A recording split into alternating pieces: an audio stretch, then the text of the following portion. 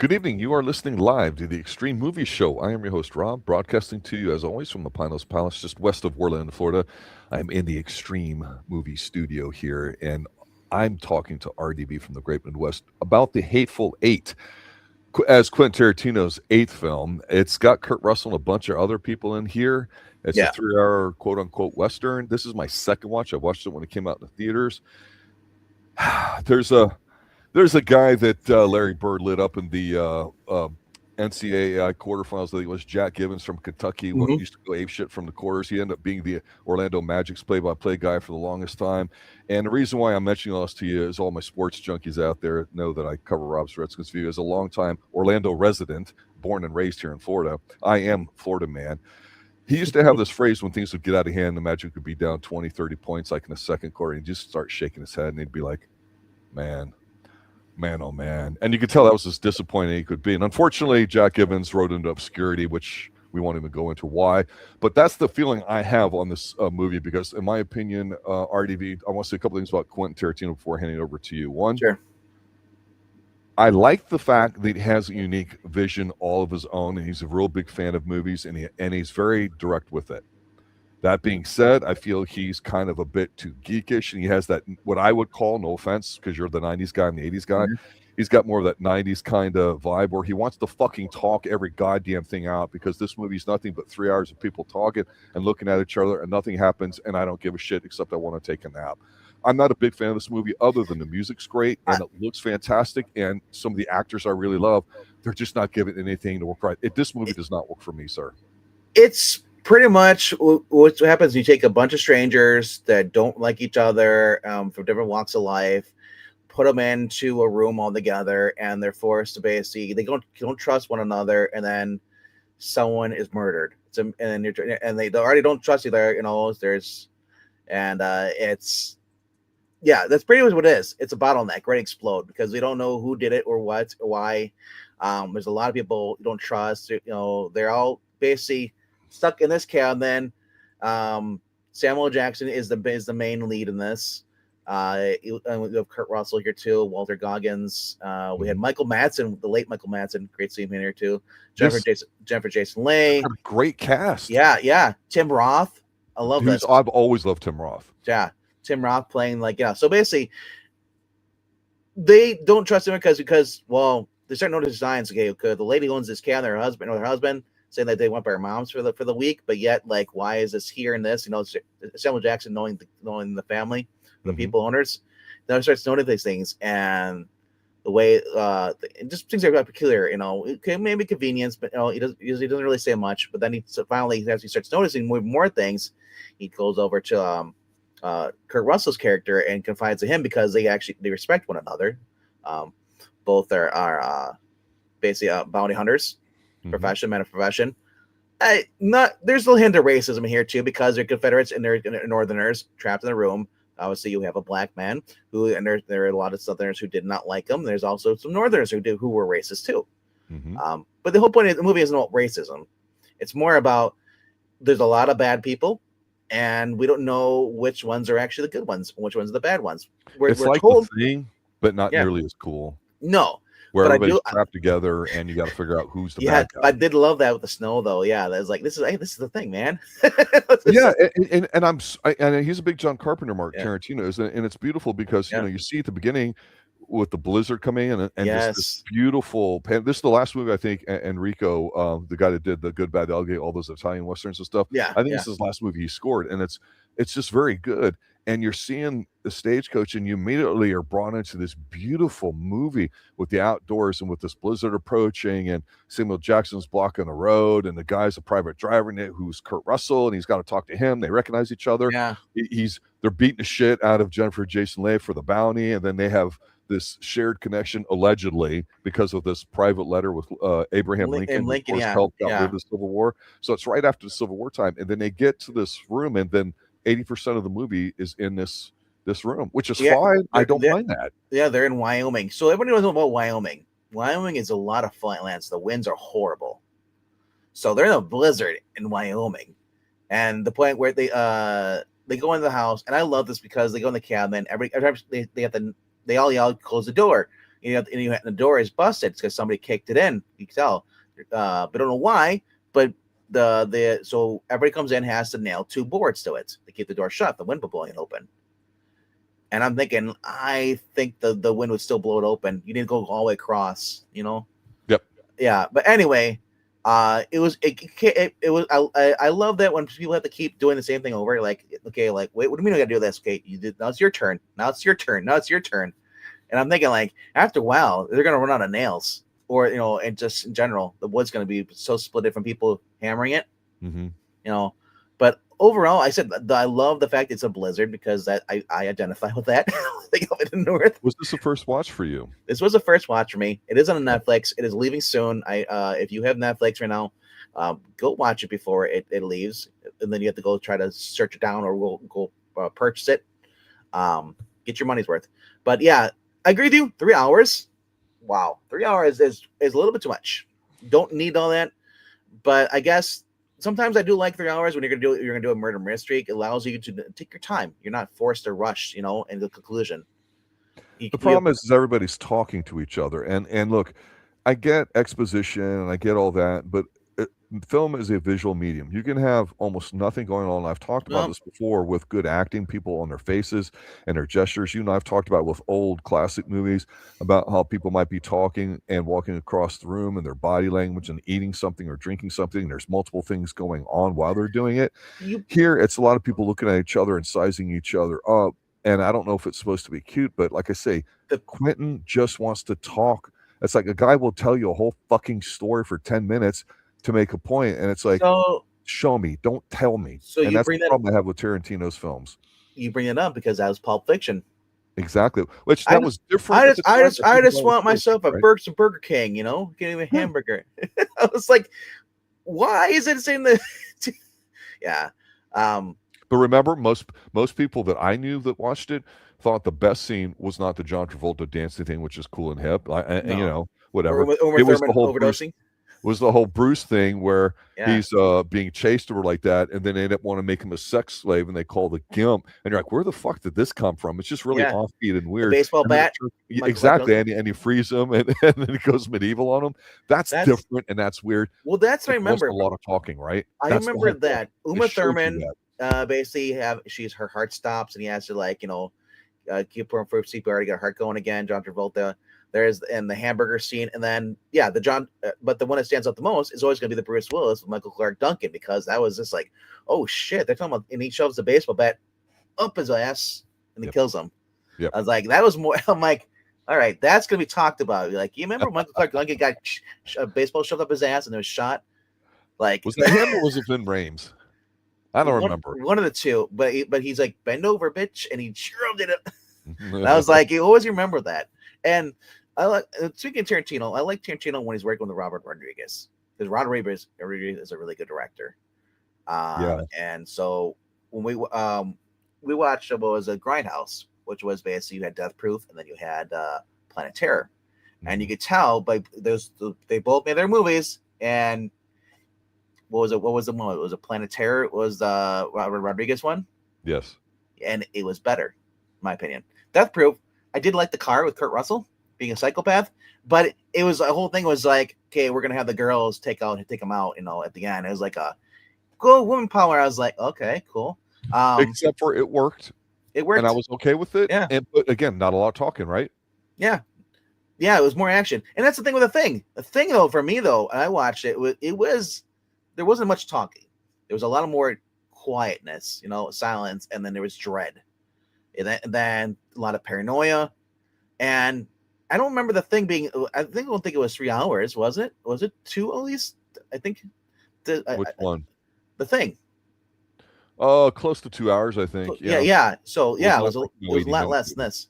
But right. You had scenes of action, horror, and then that really drew up. Like, these are shapeshifters; they can look like any one of us.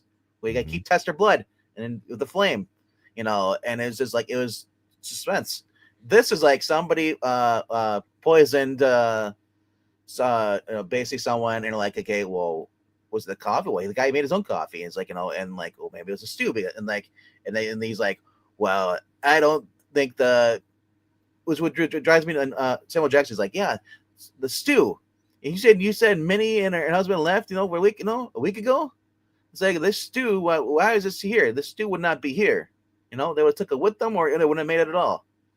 It's a waste of food, and so, and like, somebody poisoned the stew, and like, he's like, I don't know which one of you motherfuckers did it, but it's like, and so it was interesting to see alliances born, the shaky alliances. You get, because here's the class here. We have the Mexican that nobody trusts, because he's a guy who would say, I'm watching the place for Minnie. But as Samuel Jackson's character is always like, Minnie doesn't allow hats in the house, and plus nobody sits on to sit in their chair. And when this chair's here, this is Minnie's husband's favorite chair. There's never any blanket on the cover here. It's always bare. So it's like, and then you also notice the sign, the stew. He's like, so he didn't trust the Mexican from the begin with, So eventually he does march the Mexican out in the snow and strips him naked, but overall, it's like you had Kurt Russell, who was another bounty hunter, who basically had Jennifer Jason Leigh, who was going to take her to Red Rock to have her hang and stuff. You had Tim Roth, who was the hangman, had to be out there, and then the coincidence, and then you had the coincidence too. You also had Walter Goggins. They come across in the beginning, who says, "Well, I'm the new sheriff." But he's like, "Bullshit, you are. You're pretty much like the young." You want to remind me of, for those who watch Justified. When Walton Goggins was Boy Crowder, he was the youngest of all the sons. And he's like, everybody thought he was the idiot. Turns out he was the smartest. And this is the same thing where he's like, yeah, his father was a general or worked in the Civil War, so he's Confederate, and so him in there. He doesn't really like Samuel Jackson, maybe because he's black, and then you also got the other guy. I forgot what his name is. The background, the old white guy. Was that Dennis? Bruce Dern. Bruce Dern. Oh yeah, Bruce Dern. Yeah, Confederate guy who's like really old, sitting really in old chair. Confederate who basically, never knew Walton Goggins' dad, but always respected him and heard him. But he also doesn't like, he doesn't like the N-word. He doesn't like black people. He's like, yeah, and that's the thing too. There's an excessive use of the N-word in this movie. I can understand it for times people would say it. But it felt like this was 3 hours. He more than tried to make his point, and then he continued to make the point. 3 hours of the N-word. I was like, okay, that's one. It's like, I have no problem in a movie. You're going to be historically accurate at the time, but don't do it 3 hours of just the N-word. Like, I don't care about that after a while. And here's the thing: when you're going to do that, because you don't remember, there was people back then who weren't racist and would call them out. Hey, quit you saying that word. They would have called them out, so shut your mouth and respect them. And I almost thought that would have been Kurt Russell's character, but Kurt Russell also called them the N-word too. And I was just like, really? Because there were Christians back then. There were people who did not use the N-word at all because, they respected them. They treated them as equals.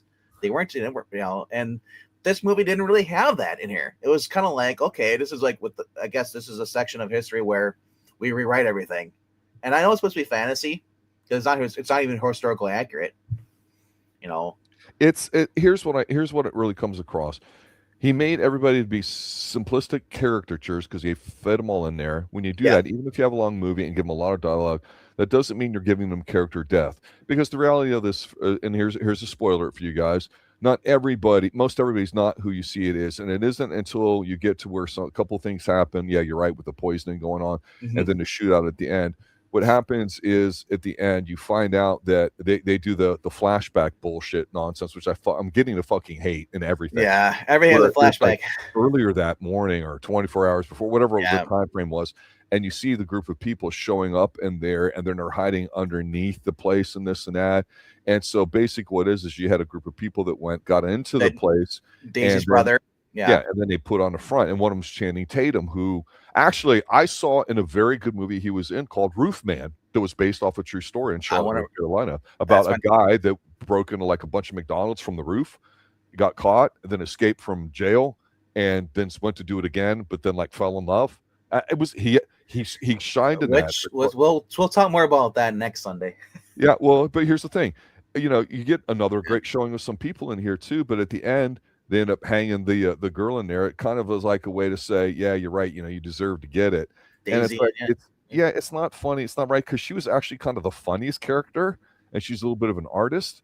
And it's like, again, it goes back to basic storytelling. You can tell a story a lot of different ways. it's not in the telling of the story that's important. It's whether or not you go, I'm on this side, or I see that I was wrong. Now I should be on this side. The whole thing of it's taken up because Kurt Russell's in there. You automatically want to be with him. There's no way he can play a bad guy because we love Kurt Russell. We know that, Jackson's can be grating with the way he talks and yells his lines. He's like the Black Al Pacino, right? But we kind of like him. We like Michael Madsen being kind of quiet. Yeah, so it ends up. It's really his worst film. It's really farcical. There's no tension at all in here. I would say it's the worst does not help. What is? Pulp Fiction. I can't stand that movie. And I'm sure he's had other ones too. I did not watch. I did not watch the one with Leonardo. That could be one of the worst. Yeah, I did not see that one either. Yeah. About Django Unchained, whatever it is. Django Unchained. Yeah. Unchained. This is a little dumb, a little campy, and I'm like, okay, whatever. So the movie ends basically with with pretty much Kurt Russell's he was shot in the head by Daisy. She took his own pistol, killed him after he was poisoned. She blew his head off. She's covered in blood, and you also have Goggins' character Mannix, and they also have Jeffrey Jason Leigh, and you also have the Hangman. They're the last ones there, and they're gonna hang her because because after they killed the whole rest of her family, and they're both mortally wounded, and they grab Warren's letter, and they look at it and realize it's a fake. He never talked to Lincoln whatsoever. It was a fake letter. Yeah, it's like, what? That could have been funny under the right circumstances. Yeah, I know. It's like everybody took it at face value. It's like, yeah, why is a black guy carrying around a letter from Abraham Lincoln? And they explained it, and I'm like, okay, this would have been funny in a different scene or a different movie.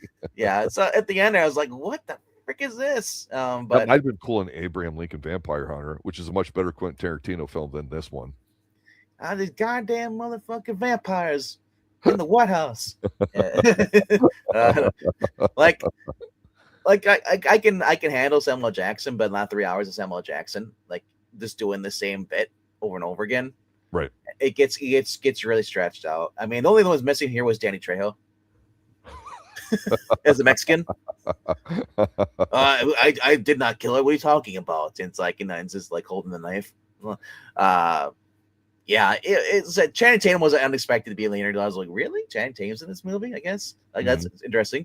But overall, it's a very led Samuel Jackson movie. I'm trying to think of the other. There was that. Was it Terrence View or the Lake Terrence View, or was it Terrence View Lake? What it was, where he was Samuel Jackson was like the bad guy who moved. He was the racist, the interracial couple moves next door. Is that Lakeview Drive, where he's the police officer? Yeah, that's what he has. Yeah, Lakeview Terrace. Whatever it was, Lakeview Terrace or something like that. Lakeview. I love that movie because he played well playing the bad guy.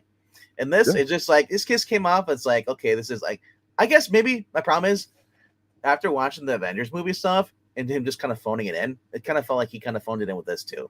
It just didn't really feel like, okay, once you've seen the current President Samuel Jackson movies, they're all the same. Well, the thing with Quentin Tarantino is when that first movie came out, everybody loved it because it was kind of different, and the 90s were changing. You didn't have your action stars like you did before. We were hoping at that time that it would change into something else, and it never did. And so a lot of 90s movies I just didn't like. At least the 80s had variety. Even if they were kind of saccharine sweet, a lot of them, they were definitely different. And the 70s was probably still the best decade for real movies. But that's the way tastes are, and so movies are made for it. If something's successful, that it gets repeated. Yeah. And the thing with Quentin Tarantino, he's to me, and I say this not in a bad way, because that's not what I'm talking for. He's always made the exact same movie. You know why you probably don't like this? Because it was originally supposed to be a sequel to Django Unchained, but he realized that Django's character wouldn't fit in this, so he changed it. So you know what? This is Pulp Fiction. Yeah. This is a Hateful Eight. Hateful Eight's Pulp Fiction. They're all the same to me. I mean, and I haven't seen all of them. Death Proof and the other one, Planet Terror, was a little bit different. I do kind of like those. So his quote, he said back, he said this. He basically said, "I was inspired by the 1960s Western TV's Bonanza, The Virginian, and The High Chaparral." He said, "Twice per season, these shows would have an episode where a bunch of outlaws would take lead characters hostage. They would come to a Ponderosa, hold everybody hostage. or go to Judge's Garth Pace. You know, Lee Cobb played him. You know, Yes. and then Virginia and take hostages. There'd be a guest star like David Carradine, Darren McGavin, Claude Akins, Robert Culp, you know, Charles Bronson, and George James Herbert. Yes. And he says, I don't like the storyline in modern context, but I love it in a Western where you can pass the hallway through the show and find out that they're good or bad guys, you know, and they all had a past, which was revealed. I thought, what if I did a movie starring nothing but these characters? No heroes, no Michael Landon, just a bunch of nefarious guys in a room, all telling backstories that may or not be true. Trap those guys together in a room with a blizzard outside and give them guns and see what happens. And that's literally the way. That's basically how you describe this movie. That's what it was. People who are not good people. They all have their bad faults, and they may not be who they said they are. You know, and at the end of the day, you know, he said it's like we've seen this before too. We've seen this like, you know, what was it on the train, the murder on the Oriental Express? You know, someone might be the killer. We don't know. You know. And there's always someone like, well, I don't like that person because that person's like, especially this movie, they're all racist. It's like, and like, I don't know which one. Like, okay, do I like the one that's least racist? Yeah, exactly. Like best manners. What's my criteria here? Well, my thing is which one? Yeah, okay, that one's more racist than the other one. Well, he wants to be the killer then because he's more racist, he's more vile, he's more intelligent. It's like, well, there's a guy over there who kind of doesn't say much. No, he's kind of less racist. You know, well, Goggins' character comes off as a guy who pretty much couldn't. He's like the Dewey Crowder or whatever from Justified. He's like not part of the Crowder family, but he was part of the other group, and he was the dumb one out of the whole entire family, the cousin stuff. He acts tough, but really it wasn't tough. You know, so he would say, "Oh yeah, I killed tons of guys." You didn't kill anybody. You know, there's always that kind of group of characters in there, and I love that because it adds for comic relief. But honestly, I would have loved this better than I love Kurt Russell. I think Kurt Russell was kind of wasting this, but I would have loved it. So get rid of the whole Samuel L. Jackson thing. Get rid of the whole racism stuff. Get that out of there. And I'm not saying like you have to censor, you can't show this stuff, you know, but I'm just saying I would have loved to have a different year, put a white guy in there instead. Well, we've seen this a little bit. I'm forgetting the name of the movie because they made a remake in the 80s with Robert Urich and Carl Weathers. I think the original one had Tony Curtis, and I forget who else in it. And what it is they're like tied together, and they escape. Amos Andes? No, it's a legitimate movie. Where they're tied together by handcuffs, and it ends up where they're having to like learn how to support each other to get through because something's happening. Not Defiant Ones. What's that? Defiant Ones. I remember just look up Carl Weathers. Yeah. 1980s movie. Robert Urich. Defiant Ones. Yes, Defiant Ones. Okay, so the point is one is a bad guy, he's in jail, whatever, and the other guy's the good guy, he's the marshal bringing him in. But it's kind of like we've seen it where under certain circumstances they may be forced to have to work together, and that's a bit cliche. But what would have happened if you had in a blizzard coming through, you had the exact same situation minus Samuel Jackson, or even Samuel Jackson was saying in the house there, and you just had Kurt Russell in there as the good guy doing some stuff or whatever like that. Then him and the girl are forced to try to like. We've also seen this before too. It's called 48 Hours. 48 Hours is so good. I know, so much better than that. Yes, and have one guy talking like Eddie Murphy, and the other guy doesn't say shit, and it works perfect.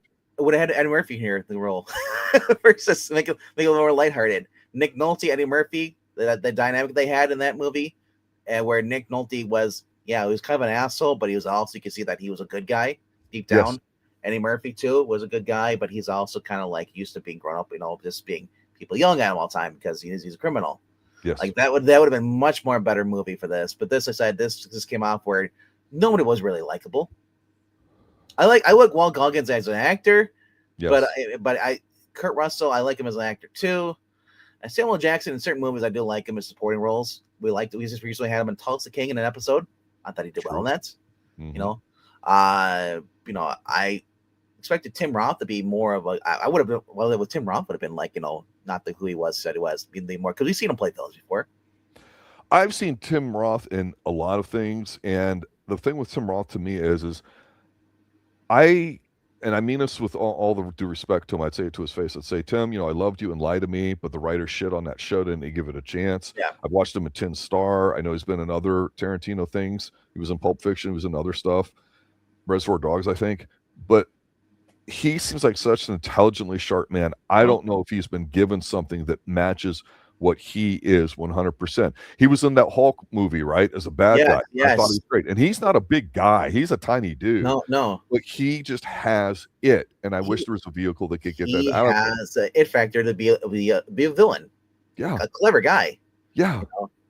And but I love his speech too. When it was kind of weird, but he put out there, he's like, Daisy, because originally when they came in, he's like, he goes to Kurt Russell. He's like, let me see your papers, the warrants up. And he's like, okay, whatever. And he's like, well, you have to produce them fast. Yeah. And he's like, and he gives a Stacey speech. He's like, it's like, well, see, the difference between frontier justice and civil justice, what I'm doing is like, it's like you have a better chance of survival if say you prove your innocence versus frontier justice. A lot of times they often make mistakes, and then you see what was Kurt Russell's character? He's like, well, that's not necessarily true. I'm like, well, people make decisions out of anger. Yep. And he said, yeah. So overall, as I said, the best. You know who the best character in the movie was? Who? And you'll never guess. Her. No. Who? The Blizzard. Okay, you went there. Yeah, that was the best character. Because when you see them on the stagecoach at the beginning, and they're giving you all that, I'm telling you, you and I've said this before. No CGI. Right? Practical stuff.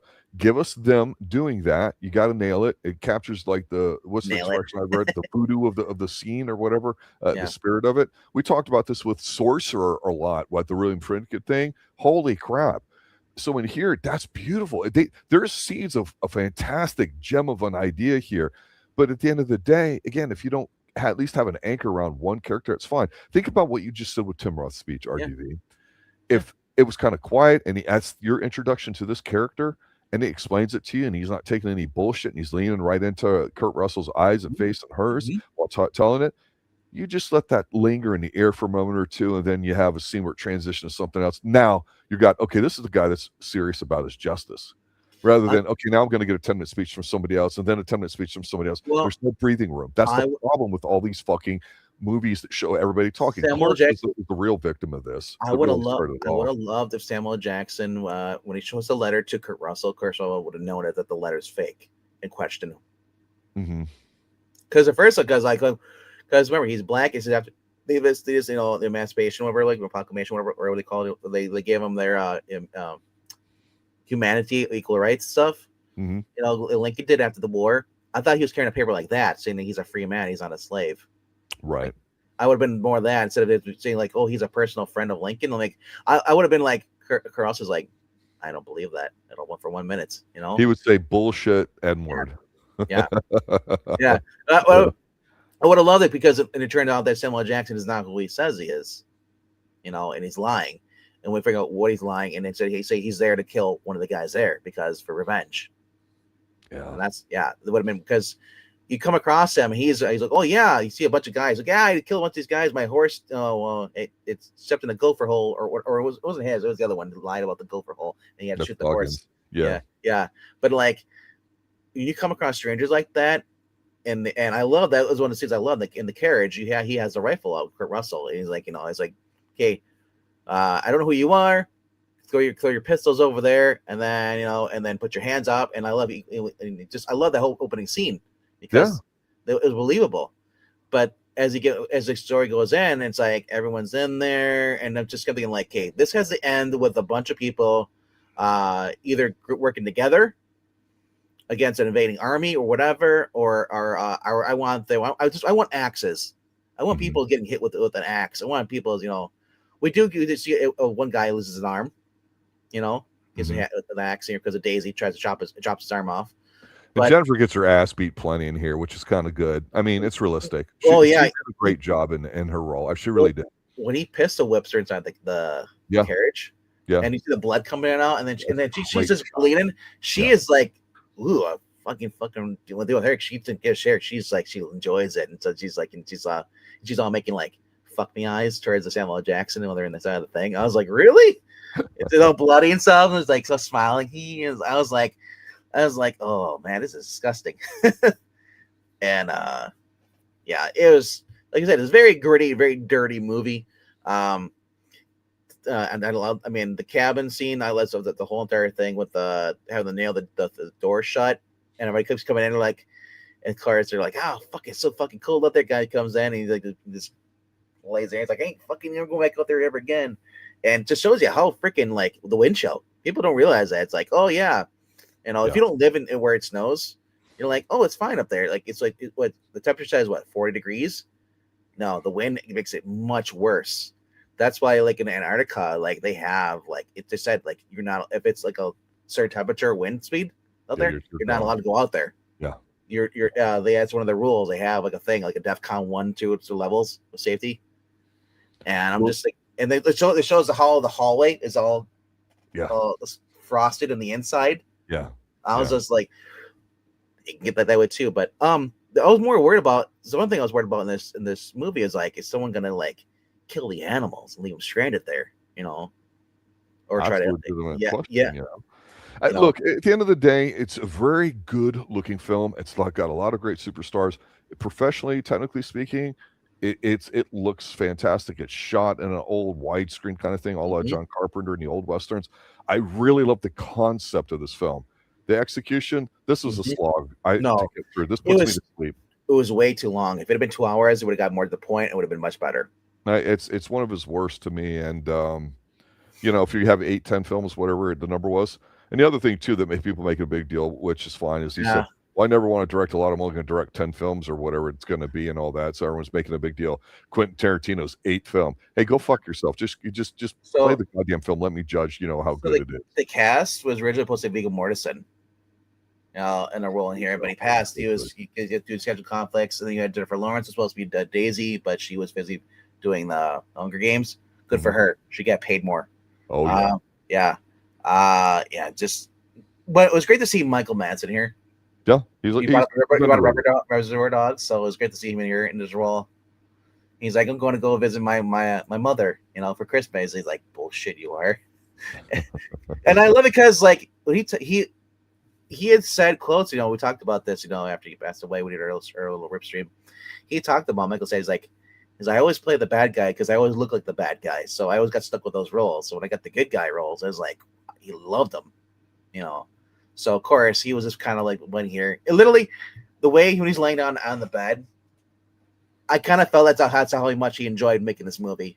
He's like, I gotta get up. No, okay, what do you want me to do next? And to be fair, I don't think any of the actors are mailing it in. I just think they're giving shit. No, but I feel like Michael Madsen, like we identify with him the most. He's like, is this done yet? Like I said, you had a great cast, but you had bad writing, and it was way too long. This isn't John Wick. Maybe we're just used to like more action stuff, and this felt like this is more suspense. So it's nothing to do with that. There was no suspense at all in this. Suspense is like to be, but it wasn't. Yeah. Why? Because it doesn't have a center. Because we don't care about 10 people that are just whatever. Well, I will say this: watching it, I did enjoy it a little bit as far as when Samuel Jackson started noticing, like things starts questioning things, and yeah. So kind of you already know, okay, they find blood on the chair. That's why the blank was on there. Questions and stuff. So the murder's already been done. We just don't know who did it though, and did they all work together, or like I said, you didn't know. That was the mystery part, and you had some twists at the end. Obviously the fake letter from Lincoln was supposed to be a laugh. What would have been better though if it had been Kurt Russell down there with him. He's like, you know what? He's like, and for record, that fucking letter was. I knew from the minute I saw it was a fake. You fucking asshole. The big difference between like Murder on the Orient Express or any of the detective things, whether it's Sherlock Holmes or like that. Again, you have Hercule Poirot. You've got the one character that is, who it is, and you're seeing everything through his eyes and all that happening. So you can feel the tension, you can feel the whatever. And people may not be on the up and up, but they may have the reasons because they're being blackmailed or money or they're having an affair, classic things, right? And so you can understand it and accept it at the end. But here you don't have that one person. So while it's neat that Samuel Jackson sees all that, are we supposed to really get emotionally involved when about 2/3 the way through, like in act 3, when we see the shooting from the floor, from underneath, and all that, the surprise stuff and everything. So, that's bullshit. Do you know what the other big thing was though? In 2020, there was a lot of backlash about this movie.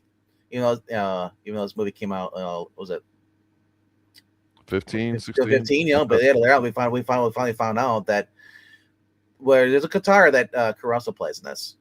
It was an antique guitar. It was loaned out from a museum. It was never meant to be like, and Caruso did not know this and smashes the guitar. Because as he's supposed to do that. And so the museum was so livid because it was a very lent to them by the Martin Guitar Museum, 1870s Martin guitar.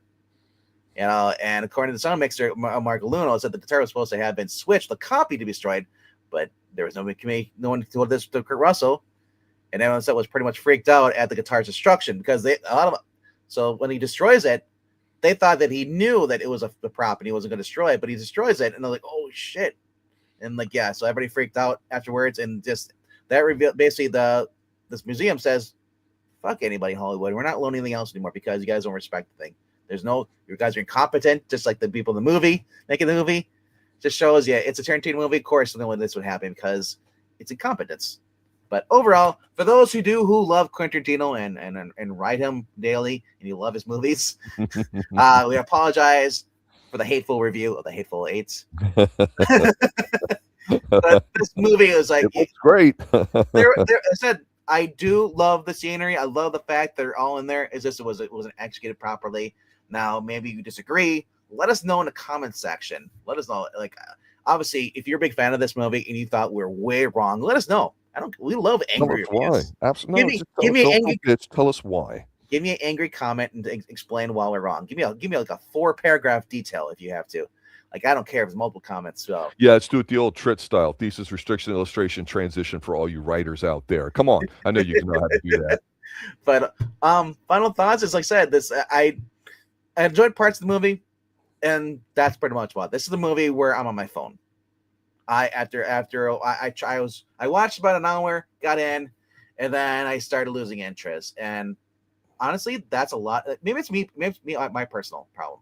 But I do that with a lot of movies. I've been doing that, and then I noticed it's a lot of movies that have been like from the 2000s up. If I'm watching it's not you are getting older, and that's one of the reasons me being the 80s guy on here, the older guy, and you're the younger guy, and Pixel being the even younger guy.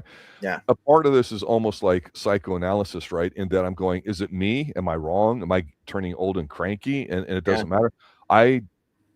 I'm willing to listen to anybody's perception of these movies as long as you have a reason. Well, it sucks. Well, why does it suck? Well, it sucks because it's stupid. Well, what was stupid? And people can't even give me a thought as to why. I'm using you as a soundboard as well as the audience to kind of go, hey, that's an interesting way to look at it. Makes me want to look at it. Or if our elder statesman, Eric Breen's joined us from this older film, he's got so much knowledge on these things where you and I just go, hell, we'll watch anything with Mitchum or whatever in it, but you can see certain themes that come up. And right now, all I got to sit there and say is for you fanboys out there, fangirls, it is a Quentin Tarantino movie. Absolutely. I know exactly what one is. This is the worst one of his that I've seen, and here's why. And honestly, Tarantino directed it and also wrote it too. So I would have loved if it. You know what I would love? Robert Rodriguez to have done this. I bet you it would have been a much better movie and a lot more flair, especially after coming off to watching movies like Desperado back in the day. Yeah. And just like From Dusk Till Dawn. Dusk Till Dawn. Oh, yeah. Yes. Oh, yeah. Dusk Till Dawn, you didn't know who to trust. Another thing, everybody goes in there and you're in a bar and you're in a seat, you're across the border near Mexico and you're trying to take passage, get over the cross, and you get two bad guys who you're not supposed to root for, but then even then in there you got a bunch of other people who are very just equally as bad as them. Exactly. But, and it was such a much better made movie. The soundtrack was better. So not knocking the soundtrack of this, but it just wasn't really doing it for much for me at all. And that is the old Western theme, though, where good guys and bad guys have to face together against like the Indians or the bank robbers or something like that. Assault on Precinct 13, John Carpenter's one of his first movies back in was it late 70s or mid 70s, whatever. Well, you bring that up like that, right? You bring that up. It's all in Precinct 13. The bad guy has to go, and then I believe he also in this movie you have the bad guys, or at least the good guys, have to survive against the bad guys' friends come where they're gonna come help and support them and rescue them. And just like, and you're trying to keep them locked up, but and just it's yeah, I needed something other than that. I needed something like, I said Native Americans coming in or savages or whatever, or just a bunch of other people come in like and just gonna rob them all. People who don't. I want someone to walk in the door and is like, oh, what the fuck? Like, what's all these sour puss faces? Everybody hates him immediately. That guy. Everybody hates that guy. And like, you already got, and someone's already dead on the ground, and like, we don't know who killed him. And here comes another guy walks in. Oh, what the fuck's going on here? And I just like, I'd want that. I want the wild card. I don't want just that would have been much more entertaining for me. But like I said, or even a freaking grizzly bear. We're in the freaking middle of nowhere. Like I wanted something like an angry grizzly bear who's basically hungry. He's supposed to be sleeping, but instead he wants revenge. Or people are getting picked off in the snow out there one by one with something killing them. We love when animal attacks movies, or just monsters or chupacabra. I wanted because you're in that kind of setting. It's like and then the deadly fangs of the Australian kookaburra. I want, or maybe they're out of food in there, so they're all getting angsty because there's hardly any food, and the storm's not letting up, and the firewood. They need to go for firewood. And somebody whacks the other guy, like, well, the guy, well, I don't know where he got lost, and they find him the next morning. I don't know about you, but in the blizzard, I ain't walking out of the house to drop a deuce, boy. I'm going to the back corner. The rope in the snow or something. I ain't going outside. Period. Nope. Yeah. All right, there you have it, ladies and gentlemen. Hateful Eight, Quentin Tarantino. We will continue to do his films. Next week, we'll come up with something else. Let us know if you have any suggestions. I think we had a really fun time, RDV, when we were doing our birthday suggestion, which ended up being a Western with Kurt Russell, Bone Tomahawk. Western thriller horror. It was a very fun, watchable film, shot really great on a micro budget. That's an example of a very well done movie. This movie, Hateful Eight, was done very well. I just don't particularly care for it. That's just me personally. You may like it, though. I want to go play Red Dead Redemption now. I know, right? All right, so Tuesday night, what do we have going set up? Tuesday night, we got another Landman. I believe it's episode 8 or 7. Something like that. It's getting up there. Getting close to the end of the season. Billy Bob Thornton on there. Just finally, everything's going well and stuff. I'm looking forward to seeing, watching that, and reviewing that with you on that Tuesday. And then probably Sunday will probably be another movie. Maybe not a Tarantino movie. Maybe we'll do a Robert Rodriguez or something like that. I don't know. But I do love the Western theme.